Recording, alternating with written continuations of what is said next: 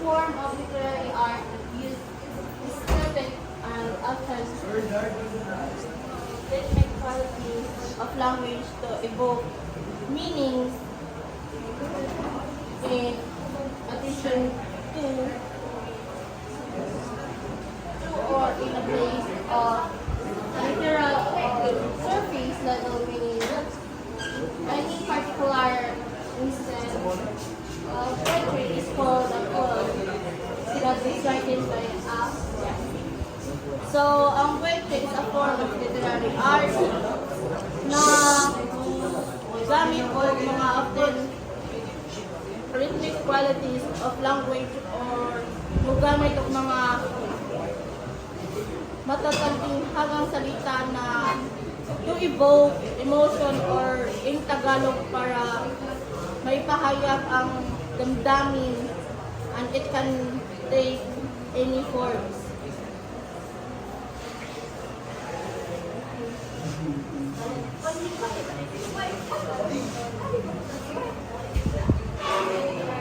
The elements of poetry.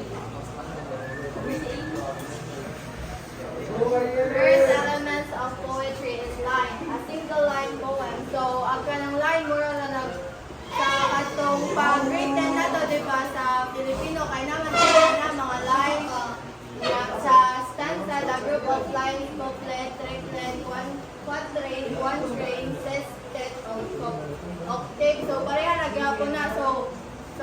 So, murag nakasabot naman yung tatanan kay so ka-grade 10 yung topic naman po ng Sir Louie about sa mga line-line pag grade 10 katong mga nga niya rhyme and rhyme scheme, words with rhyme and place sound alike. Rhyme scheme is the rhyme pattern of a poem.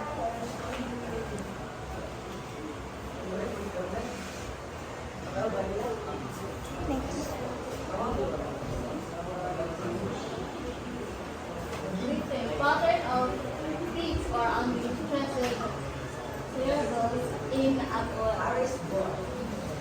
It means the pattern of sound created by the arrangement of stress and unstressed.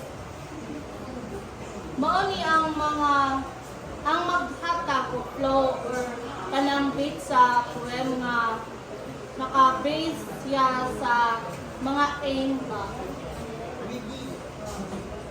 Measure. The measure of line in a poem.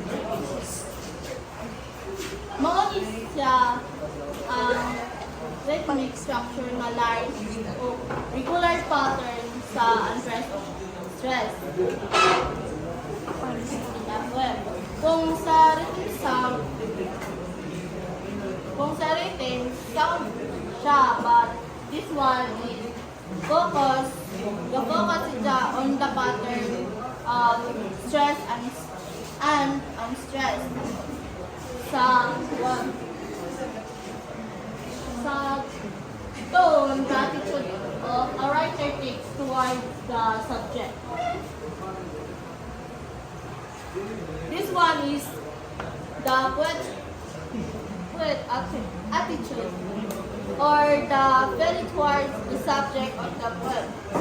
Ang tone mauni siya imong ma-feel ba or mabantayan in-grade nimo sa poem or even sa story kung ang poem ba is serious, humorous, para muot pa or angry or unsa ka na. Mabantayan mo ang tone sa author through words and style sa iyang piece. Imagine, language that appeal to five sense.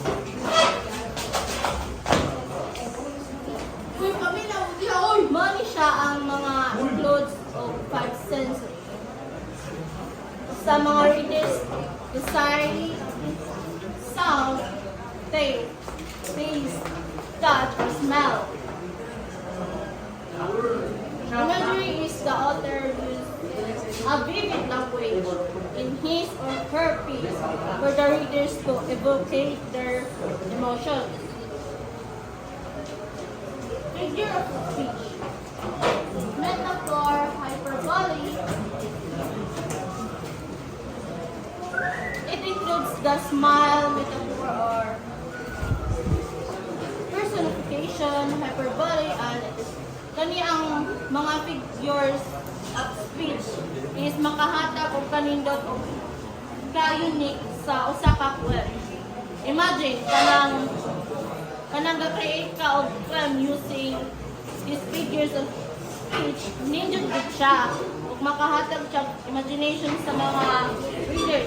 For example, Miss Poem, gahilak siya og dugo tungod kay gibuwagan sa iyang uyab.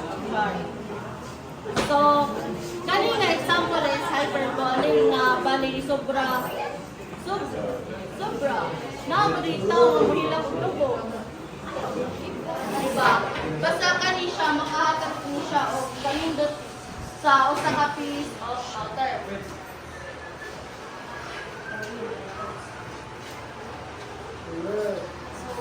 Alright.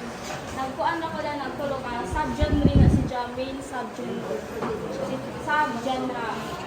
So let's define the subgenres of poetry. The most popular and in common subgenre of poetry is the lyric or a poem about the speaker's thoughts. So most poem you see and here is lyrics. So example of this is elegy, ode, sonnet, and haiku. So here are the example of lyric. This is a haiku written by a famous haiku writer.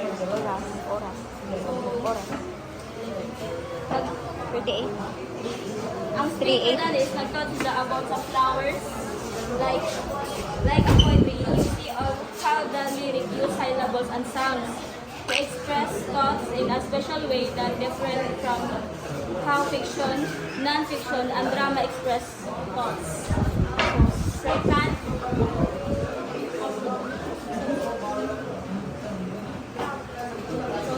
is narrative. Narrative or a poem that tells a story. There are few types of narrative, but one of them is an epic or a long poem about a hero. Only ang kuan sa hero. Only ang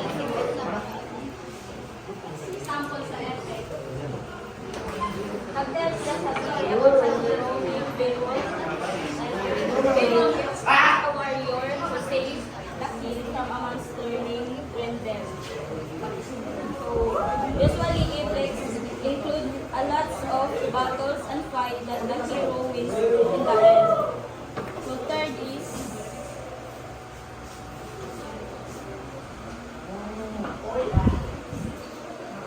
dramatic poetry. It is a word spoken by a character. So, ang dramatic poetry is makita po natin sila sa sa drama or sa plays. So there are three examples of drama poetry. Soliloquy, dialogue, and monologue. So here's the mga example sila sa kuan. Sa dramatic poetry, it is a kuan, Soliloquy by William Shakespeare. Let me see the play, Romeo and Juliet.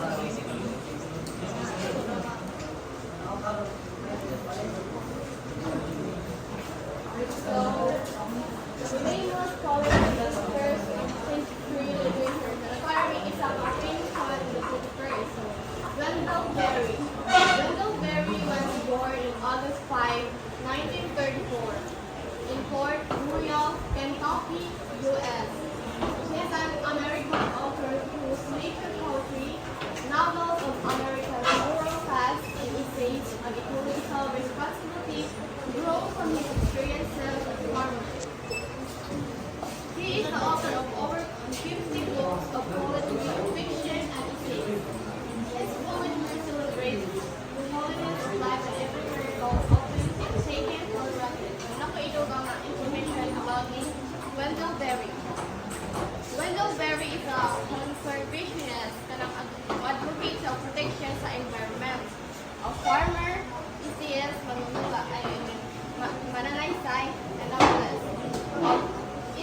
siya pa professor of English sa University of Kentucky. O, isa po siya pa poet. In the New York Times, Wendell Berry called the prophet of rural America. Gitawag siya the prophet of rural America kay tungod sa iyang pagka-passionate at kasi sa sustainable agriculture, local communities, and simply way of life.